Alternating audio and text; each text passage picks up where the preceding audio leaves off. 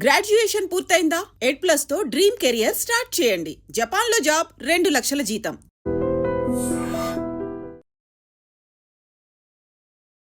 Hello views, welcome to iDream media. రీసెంట్గా విశాఖపట్నంలో జరుగుతున్న వరుస సంఘటనల కారణంగా ప్రజలు భయాందోళనకు గురవుతున్నారు. ఎందుకంటే ఏదో ఒక చోట ఏదో ఒక సంఘటన జరుగుతూనే ఉంటుంది. అది కూడా క్రైమ్ ఏ విధంగా జరుగుతుందో కూడా ఊహించని విధంగా అయితే మాత్రం క్రైమ్ రేట్లో కూడా విశాఖ ముందంజలో ఉందేమో అనేటట్టు అనిపిస్తుంది రీసెంట్గా జరుగుతున్న సంఘటనలు చూస్తుంటే. విశాఖపట్నంలో ఉన్నటువంటి గాజువాక ప్రాంతం అంతా కూడా ఇప్పుడు హాట్ టాపిక్ అయిపోయింది. ఎందుకంటే రీసెంట్గా మౌనిక నేవీ టెక్నీషియన్ అయినటువంటి రవీంద్ర టాపిక్ ఇంకా మరవక ముందే గాజువాకలో ఉన్నటువంటి అక్కిరెడ్డి పాలెంలో వెంకట ప్రసాద్ అనే వ్యక్తిపై ఒక తెలియని వ్యక్తి యాసిడ్ దాడి చేయడం ఇప్పుడు తీవ్ర కలకలం రేపింది.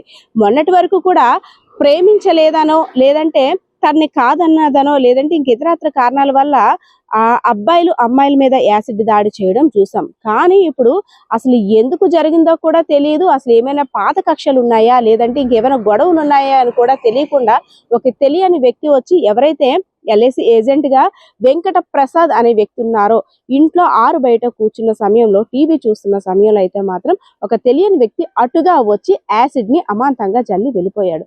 అసలు ఏం జరిగిందో తెలుసుకునే లోపు కుటుంబ సభ్యులు బయటకు వచ్చి చూసే లోపు జరగాల్సిన ఘోరం అంతా కూడా జరిగిపోయింది. అయితే కాస్త అలర్ట్ గా ఉండడంతో అవతల వైపు కూర్చోవడంతో యాసిడ్ అంతా కూడా మొహం మీద భుజాన పడడం వల్ల కాస్త ప్రాణాపాయం తప్పిందన్నట్లు కూడా ఎవరైతే బాధితుడు ఉన్నాడో ఆయన కూడా తెలియజేసిన పరిస్థితి అయితే కనిపిస్తా ఉంది.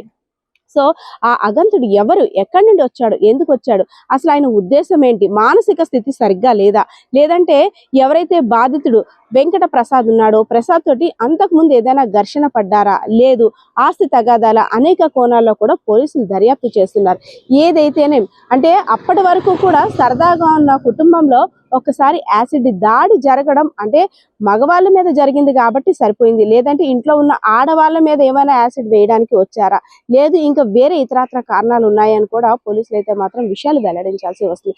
ఏదైతేనే విశాఖపట్నంలో వరుసగా జరుగుతున్న సంఘటనలన్నీ కూడా ఉలిక్కి పడేలా చేస్తుంది. ఒక చోట మర్డర్ అని, ఇంకో చోట ఇంకోటని, ఇంకో దగ్గర ఆకతాయిలు చేస్తున్న ఈ వికృత చేష్టల ద్వారా అయితే మాత్రం ప్రజలు బయట స్వేచ్ఛగా తిరగాలన్నా సరే భయపడే పరిస్థితి అయితే కనిపిస్తా ఉంది. ఎందుకంటే యాసిడ్ ని ఇలా తీసుకురావడం, ఏదో మంచినీళ్ళు జల్లేసినట్టు వెళ్ళిపోవడం మనం సీసీటీవీ విజువల్స్ లో చూడొచ్చు. ఒక్కసారిగా ఇలా రావడం, వెంటనే యాసిడ్ జల్లిని వితిన్ సెకండ్స్ లో, ఫ్యూ సెకండ్స్ చేయాల్సిందంతా చేసి ఏమీ తెలియనట్టు వెళ్ళిపోయాడు. సో సీసీటీవీ ఫుటేజ్ ఆధారంగా పోలీసులు కూడా కేసు నమోదు చేశారు. అదే విధంగా ఎవరైతే బాధితుడు ఉన్నారో బాధితుడికి సంబంధించి చుట్టాలు కానీ ఎవరి మీద అనుమానం ఉన్నట్టయితే వారిని కూడా విచారించే పనిలో కూడా పోలీసులు పడ్డారు. ఎందుకంటే బాధితుడు చెప్తున్న వివరాల ప్రకారం కావాలని ఉద్దేశపూర్వకంగానే చేశాడా, లేదంటే ఇంకా వేరే వాళ్ళ మీద వేయబోయి ఇక్కడ కనిపించాడు కాబట్టి ఈయన మీద వేశాడా, అనేక కోణాల్లో కూడా పోలీసులు దర్యాప్తును అయితే ప్రారంభించారు. ఏదైతేనే ప్రమాదం ఏ విధంగా ఎలా పొంచి వస్తుందో కూడా తెలియని పరిస్థితులు దాపురిస్తున్నాయి అనేది మాత్రం రీసెంట్ గా జరుగుతున్న సంఘటనలు కూడా తెలియజేస్తున్నాయి. సో ప్రతి ఒక్కరు కూడా అలర్ట్ గా ఉండాలని పోలీసులు కూడా అవగాహన కార్యక్రమాలు, అదే విధంగా హెచ్చరికలు కూడా జారీ చేస్తున్నారు. తెలియని వ్యక్తులతో, అపరిచితులతో మాత్రం చాలా జాగ్రత్తగా ఉండాలి. తెలియని వ్యక్తులు ఎవరైనా ఇంటికి వచ్చినట్టయితే దయచేసి బయట నుండే మాట్లాడండి తప్పితే ఇంట్లోకి రప్పించి కోరి ప్రమాదాలను తెచ్చుకోవద్దని మాత్రం పోలీసులు కూడా హెచ్చరిక ఇస్తున్నట్టు కనిపిస్తోంది. సో ఇదే అంశానికి సంబంధించి బాధితుడు ఎవరైతే ఎల్ఐసి ఏజెంట్ గా విధులు నిర్వహిస్తున్నాడో వెంకటరమణ, యాసిడ్ దాడి జరిగిన రోజు అసలు ఏం జరిగిందో, ఎవరి మీద అనుమానం ఉందో కూడా ఆయన చెప్తున్నారు. ఆయన మాటల్లోనే వినేద్దాం. నా పేరు కేఎస్వి ప్రసాద్ రావు అండి. నేను అక్కిరెడ్డిపాలెం గ్రామంలో ఉంటున్నాను, మల్లమ్మ వీధి దగ్గర. నేను రాత్రి నిన్న మన తంతకపేట పండగకి వెళ్ళి వచ్చి 9:20 భోజనం చేసి బయట వరండాలో కూర్చున్నాను రోడ్డు పక్కన. ఎవరో గుర్తు తెలియని వ్యక్తి వచ్చి నా మీద యాసిడ్ దాడి చేశారు. మొత్తం ఒళ్ళంతా ముఖం ఇదంతా కాలిపోయింది.